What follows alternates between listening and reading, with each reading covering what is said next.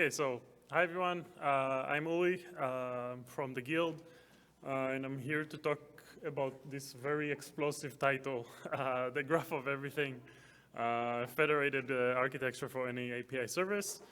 I guess this is a dream that we had since the beginning of GraphQL and even way before, and I guess I'm going to talk about our attempts to get there and and what we have today. And the Guild, you don't need to hear it again, but we're a group of open source, of maintainers.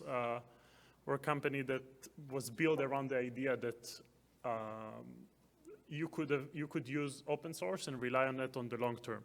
So most of the libraries here, for example, GraphQL code generator, one of probably the most used libraries in the GraphQL ecosystem, is being worked on continuously for 8 years, being committed on like every week or almost every day. And that's a unique thing to, like, we're very proud of this, and we're doing the same for all of the libraries that we maintain. And another important concept that we have around those libraries is that they can work together as this unified platform that you can use all together and get a very good experience, but they're also completely separate libraries. So you don't have to. There's no vendor locking. You can basically pick and choose whatever tools you want. You can gradually adopt anything. You can work with all other vendors. That's our goal, and it will always stay that way. I'll just mention also that we've been very known in the GraphQL space, but there's a lot of ideas in GraphQL that make sense in APIs in general. And our goal is also to bring those ideas and bring those solutions into the rest of the API ecosystem. This is one example. This is the FETS library. It's a client and server. It's basically, the idea is to, it's a library, as a server and as a client, it's basically brings type safety without codegen to the open API area. We think this is probably the easiest way to build a REST API today. And as I mentioned in that, we also joined recently, we've been in the GraphQL Foundation for a while, but we recently also joined the Open API Foundation. So we're kind of trying to help and bring the knowledge and bring the open source solutions across all API specs. And this is also relates to the talk today. We hear a lot about the benefits of GraphQL, and the known ones are network performance, there's less requests over the network, just the data that we need. We also can create a schema of all the data in our organization, which is extremely helpful in many, many types of organizations. I think, for me personally, the features that I like the most about GraphQL is basically automation of the orchestration process. So, by declaratively declare your schema and your data sources, you can send a query, and then the orchestration is being done by the engine, by the GraphQL engine.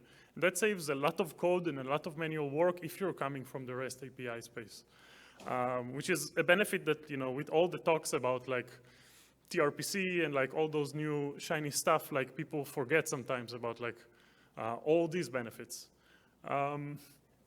So, the thing is, usually how the Guild, when we come to a new company and, people bring us along, it's with companies that are already at least further along in the GraphQL space. Usually, I would say the classical way of introducing GraphQL into the organization is the client's team or the web team is getting excited about GraphQL. They introduce it. They put this gateway, this GraphQL gateway between them and the existing services, and then they get all the benefits of GraphQL, which is nice. It's okay. But at that point, usually they come to us, and when they come to us, then what we usually see is their biggest pain points are the same. They move to GraphQL and they got their own. With GraphQL, they're very happy between the client and the gateway, the new gateway of GraphQL. But they're still querying the same old services that they queried before. And this is the most common, case that we see usually. So at that point, what we started asking ourselves is like, what should we do with that calls to the backend service?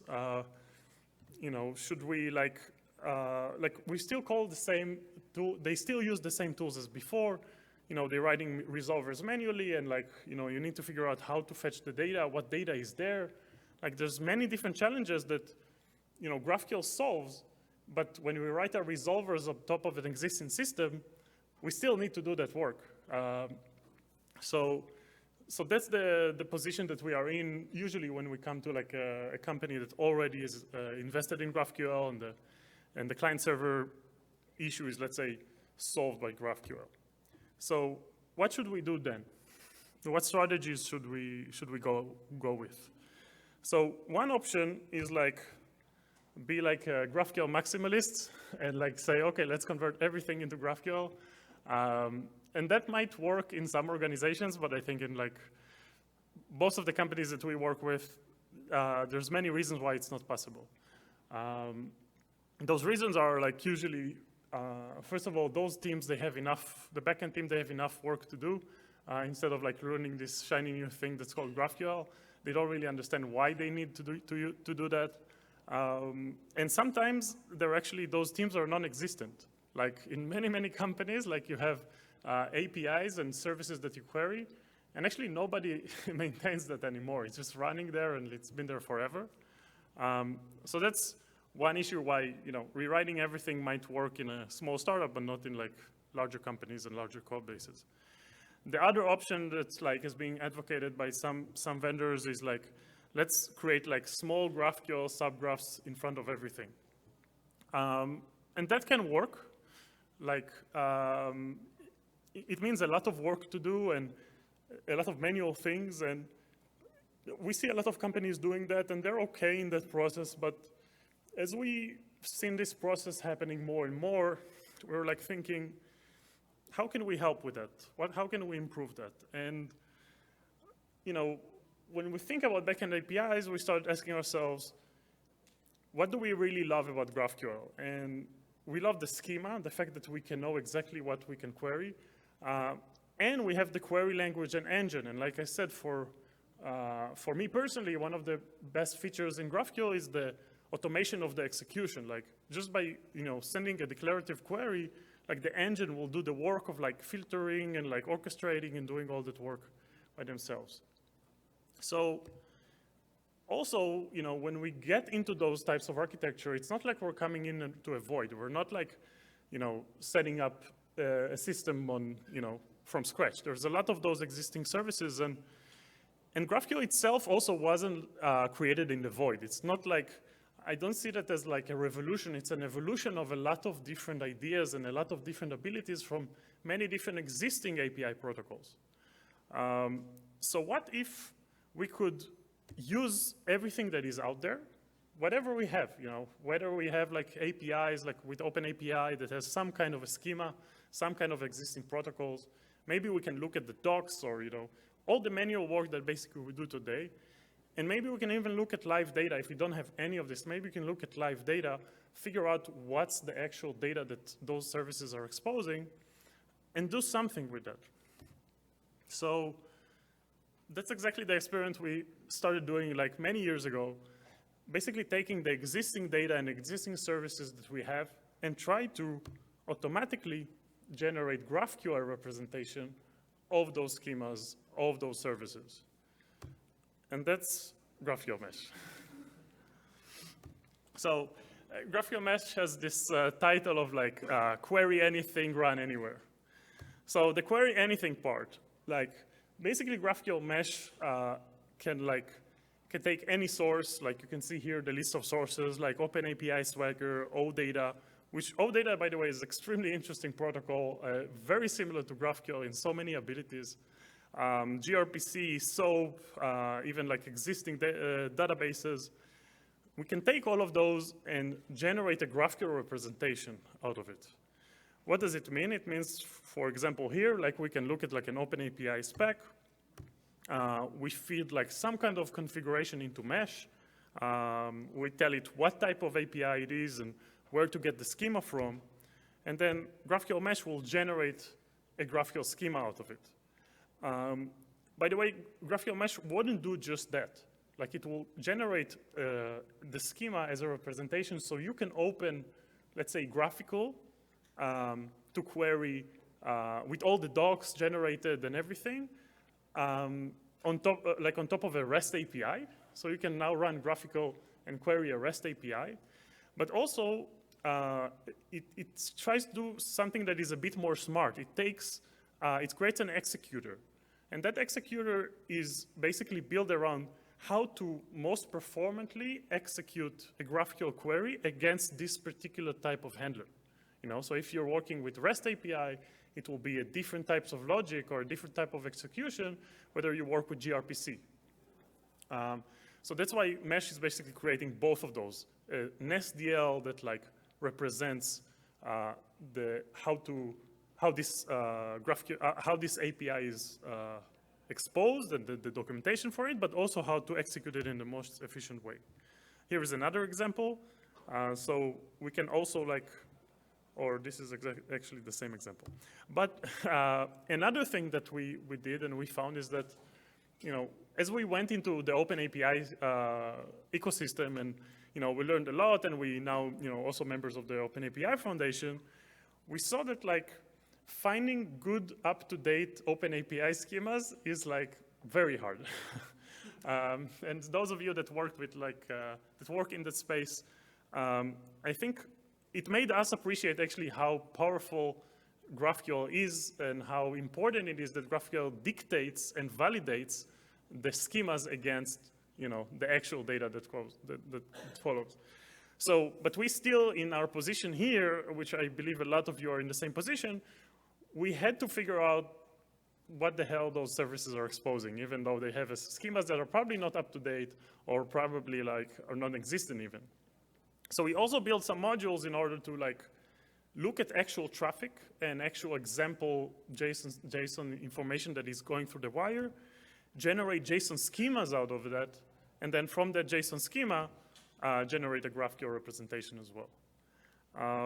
Here is another example of basically 3 different sources. So we have 2 sources here that are GraphQL endpoints, but we have a third handler that is actually the Stripe API.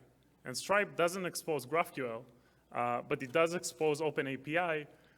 So we can take that and have basically 3 sources. As we query those sources, we have basically all of our sources, even though they're not GraphQL, exposed to us as if they were GraphQL, which is a very interesting concept if you think about it, because now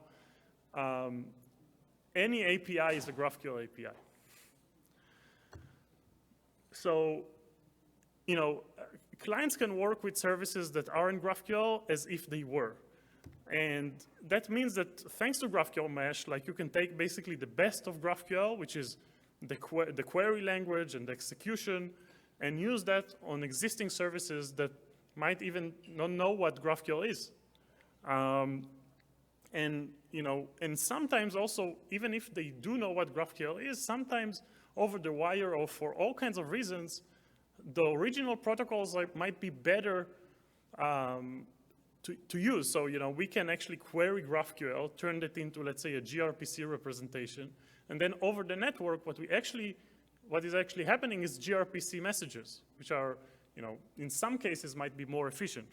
So you can use the things from GraphQL, but, maybe not even call it GraphQL. Just add features of GraphQL and pick and choose those features when you want to. And, one of these features is the ability to combine into, there's many different names for it: merging, federating, stitching. And I know there's a lot of concepts, there's a lot of names around it and a lot of confusion. We can also talk about it later, about all differences of all of those. But what we can do now is we convert all those different sources into a GraphQL representation. We can actually merge them into a unified graph representation, which is really cool because, as I said at the beginning, the title of my talk was kind of ambitious, but what we're doing here is we're federating any API source. It doesn't need to be a federated subgraph. It can be a regular GraphQL. It doesn't need to be a GraphQL. It can be an open API. So anything can be federated and queried. And yeah, so that's what Mesh is doing. Like we can take any source, and you can see here also an example for RabbitMQ, for example, or all kinds of queue systems or async APIs. So, I mentioned in my keynote, GraphQL is not just a request response protocol. We have GraphQL subscriptions, we have live queries. So we can now take all kinds of, two-side communication protocols and also represent them as GraphQL, which is really cool. Now, as we saw, so that's Mesh, and that's how we got started to build it and to introduce it into the companies we work with. And as we did that, we suddenly got a lot of existing sources in all kinds of different technologies exposed as GraphQL, which is cool. But then we also saw all the interesting differences that how people are exposing their or naming their SOAP APIs, or how they name their open APIs, and there's all kinds of differences. So what we added then was ways to manipulate and transform those APIs automatically through configurations. So for example, naming convention. In SOAP APIs, many people are just like capitalizing everything. And that's like, people were fighting against it and everything. Here, they could stay with their weird naming conventions, and we can automatically convert it into how the client actually wants to see that. Same for like, filtering. Like let's say you want to expose, you don't want to expose the whole sources. You just want to pick and choose whatever fields you want. You can do it with like specifically choosing fields or regex. So you can basically just through configuration take a SOAP API and expose it in a way that looks pretty natural to a GraphQL consumer. And the other part of Mesh is also run anywhere. The run anywhere part means that like everything I just said is basically let's call it a compilation process. We get the configuration, which we declare all different sources, we declare the customizations and the transforms that we want to do. But then as we build those, we can build those into a couple of different ways. Like one classical way that's the, I would say the most common way that when people are coming to Mesh, that's what they expect, is like to compile that into a gateway. Basically a client-server gateway that takes all the different existing sub-services and exposes that to the client. But that's not necessarily always how people want to use it. And that's also where the name Mesh comes from. So, here is a kind of an example, right? Like we can take all of those sources, we can compile them into like one runtime, an instance, like let's say a logical instance that actually runs and everyone is querying to, which makes a lot of sense in many, many cases. But also we can do the same and then compile that into an SDK. So in many cases, in many companies that we work with, sometimes it's hard to introduce a new, let's say, component into your architecture. You need to convince some architects that now you need like a new gateway, and it's going through a lot of processes and everything, and the consumers, they want to use GraphQL. They understand how good it is. So what they can do is they can configure Mesh, query all the existing services that they have today, and compile that into an SDK that they can use on the client. So now they could use GraphQL without telling their managers anything. So when they query GraphQL, they have the developer experience of just querying one single graph or a unified graph. But in production, they're calling directly like REST, they're sending REST calls or gRPC calls or SOAP calls to the actual services. So for the infrastructure teams, they have no idea actually that anything changed, which is a very easy way to introduce GraphQL into your organization. This is like two tutorials, like on how to run Mesh on YouTube by Jamie. Like one is how to run Mesh as a gateway, and one is how to run it actually as a SDK on the Next.js app. But there's another thing here that I'll mention briefly about run anywhere. GraphQL Mesh is built on JavaScript, but it's also built on a library that Arda from the guild created that basically look deeper into the many different JavaScript runtimes that we have. And if some of you, been on Twitter and watched the whole ban drama recently, we're kind of like involved in that because we're using ban for a while. But for us, it wasn't a problem and it wasn't like a big deal because we have an abstraction layer, we have a library that Arda created, an open source library that all of our libraries are being built on. And that means that, let's say when you use GraphQL Mesh as a framework, your code stays the same, but you can deploy it anywhere. You can deploy it on any version of Node. You can deploy it on AWS Lambda. You can use ban. You can use Cloudflare workers, like Dino, anything. And your application code wouldn't need to change anything. So that's another benefit of using Mesh. Now, as we build Mesh, let's say, into a gateway, then we needed to add features of a gateway. It's not just enough to just run GraphQL as is. So we build a plugin system. This is something we built actually under Yoga. This is our server. That's called the envelope plugin system. It's basically a plugin system for GraphQL execution, which means you can hook, as a plugin builder, you have extreme power to basically hook into each phase of the GraphQL execution. Parse, validate, execute. And that means that we have a whole ecosystem of very powerful plugins, like response caching, monitoring and tracing, all kinds of security features like authentication, rate limiting. All of those things, we have a whole ecosystem that not necessarily us are maintaining all of it. There's a whole ecosystem of people that maintaining these tools to basically give you for free or as open source extremely easy plugins that as a user of those plugins, the API for you to add those are extremely easy. So I'll show you an example of a configuration. What you see here is basically it's a REST API that doesn't have a schema. But we have some examples of inputs and outputs. If you've been into the workshop of Arda and Gil, they use that example. So this is a regular REST API without any schema. What we are doing here in this configuration of I don't know how many lines of code, we're taking a regular REST API. We're adding response, we're converting into GraphQL.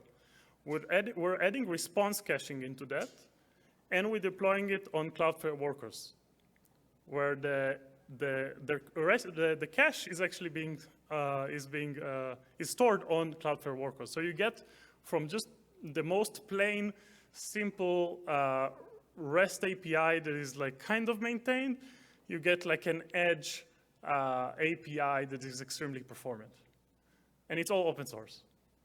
You don't need a special service for that. So this is just an example of how powerful this idea is and what we do in many, many companies today. I'll also just mention briefly another idea. So this idea was how can we take all those different sources, convert it into GraphQL, and then consume those. But sometimes, when we, and again, it came from the idea of us working with existing companies, with existing services, and how to bring GraphQL in the easiest way, in the fastest way into the organization. But as we've done that, there's also some issues apparently also on the consumer side. Even though we think that consumers are happily want to use GraphQL, sometimes if it's mobile teams or if it's just for whatever reason, people are not always up to the hype of using GraphQL and converting into GraphQL, even if they're consumers. So what we've done was we thought, well, what about the other way around? What if we'll take a GraphQL server, which I personally see as a superset of a lot of different things that a REST server is exposing. And what if we could take all this data and generate REST APIs that is fully documented with OpenAPI? So now what we've done is basically we took any source, converted it into GraphQL representation, but also are able to expose that API both as a GraphQL API and as a REST API without writing any extra code. So now we can, it's extremely powerful because the people that want to use GraphQL can already use GraphQL. The people that are not on board, they could use the same gateway, the same GraphQL API without knowing that it's GraphQL. So we don't need to maintain now two different gateways. So I want to leave with just one other idea. So GraphQL has more benefits. The fact that we can send queries to our gateway means that it's much easier for us to manage versions and to prevent breaking changes. Because GraphQL, because we get queries as a provider, we basically have kind of analytics into the usage of what our consumers are actually querying. And that's very powerful. There's a lot of tools that were built upon that. Like GraphQL Inspector is an open source tool that basically looks at the code, you can run it throughout your code, and first of all, it can make sure that when you're releasing a new version, it compares the different schemas and tells you if you have a breaking change in your API. And it can send you notifications and things like that into Slack or whatever. It can also run actually through your schema and tell you what parts of your schema are unused that you can maybe delete or remove. And it does that statically. But, what happens if, let's say you have mobile clients. So then you want to use actually live data in order to also understand if someone is using what is the actual usage of your gateway, and then you can remove things that hasn't been used, let's say, for the last month or something like that, then it's safely to use. So, Hive is that product. It's an open source product that is also SaaS, but it's open source, so you don't need to take my word for it, and you can use it for free. And what Hive is doing is basically helps you both runs these checks on your CI, basically make sure that you didn't create breaking changes, and also compare those against real live data, the real usage of your API. So, sometimes if you do want to make breaking changes, you can make them safely. You can know that when you remove a field, nobody has used it. So that's, a very powerful feature to use with GraphQL that is, I believe, unique to GraphQL.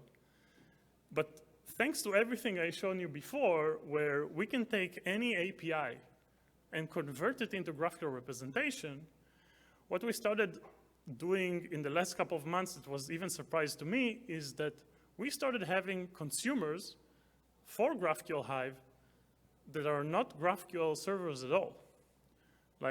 What they've done is basically they looked what the abilities that we have on the GraphQL ecosystem, how happy we are with all those tools.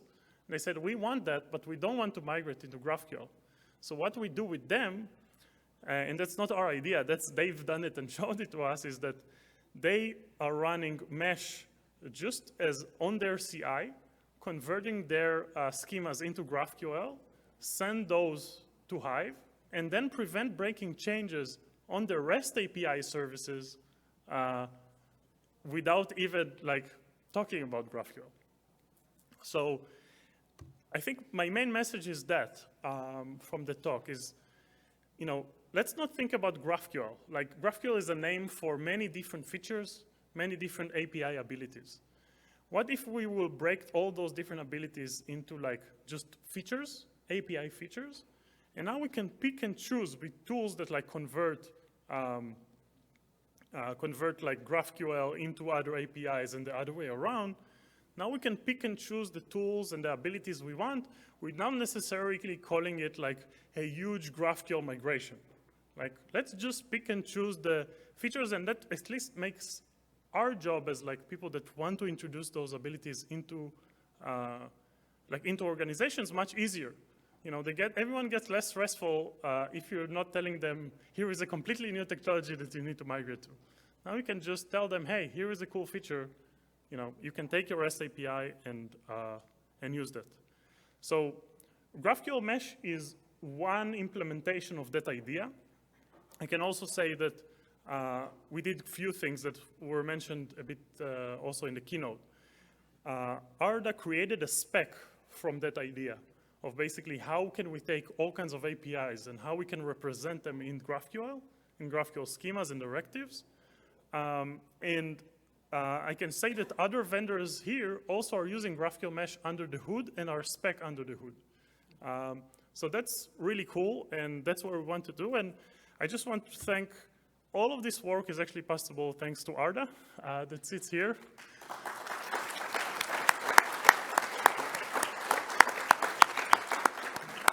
He's the main maintainer of GraphQL Mesh, and he's making all the crazy dreams that we have in the guild come true.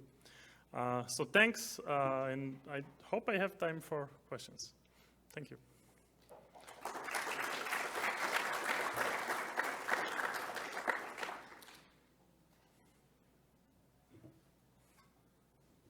If you guys do have questions, please grab the microphone over here so that they can hear you. Thanks.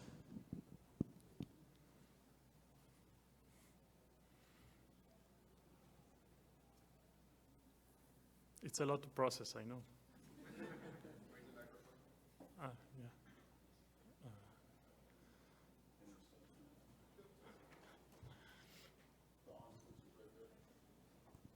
Yeah. Thanks, Uri. I think it takes longer to get the microphone. Do you have support for SparkQL and RDF triple store with Mesh, or is it something you're looking at? So, a great question.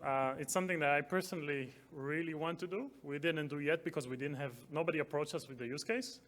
But I've been tracking like the SparkQL community for a while. I think there's a lot of things that we can do together.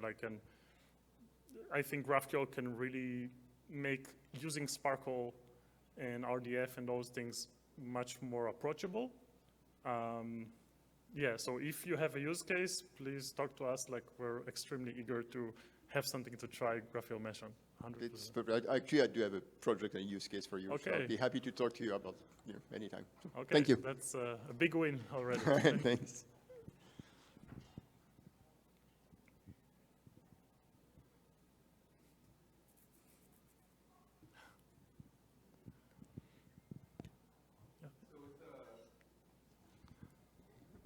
You mentioned building an SDK so you can embed Mesh into your client. I was just wondering, that seems like a very interesting idea. I was just wondering, how often do people do that? Is that a real path in?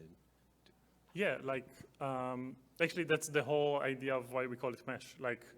I'll say that there's a couple of use cases. One is, like I said, just starting to introduce GraphQL without actually adding like a gateway, which we saw a lot early on, and people were basically doing it manually, like running GraphQL.js on the client.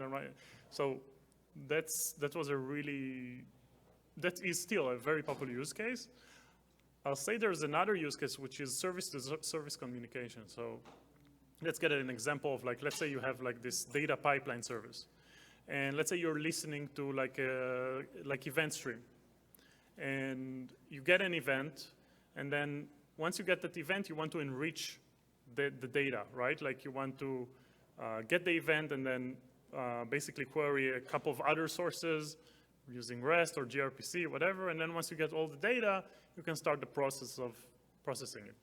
So if we put GraphQL Mesh aside, you have to manually call all of those and everything. But if you think about it, if you use Mesh as an SDK on that service, GraphQL subscription is the best way to represent it, right? You subscribe to an event, and then the query that you attach to this event is all the data that you want that might come from multiple services. And that Mesh under the hood, running as an SDK on your service, would get the event, send queries to all the different services, get the data, and then only then actually push an event for you with the enriched object.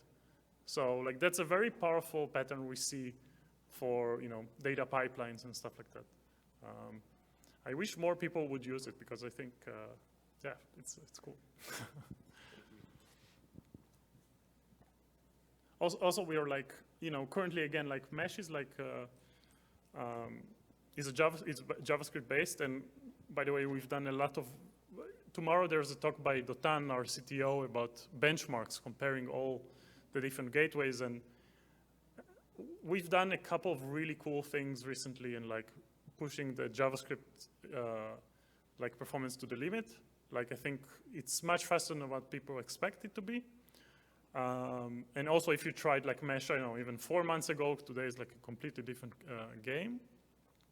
But the reason we created a spec from it is because we want more people to do the same thing. So for example, WunderGraph took the spec. They're using actually Mesh itself on the build pipeline. So it runs actually Mesh, the JavaScript one, but then on runtime, they use Go. And we also do the same in Rust with the new conductor gateway that we'll hint about tomorrow. But we want more people to do it. So for example, on the Fusion spec that was like also mentioned before, we're collaborating with the Chili Cream that are working in .NET, and they're also adding the same features. So, yeah.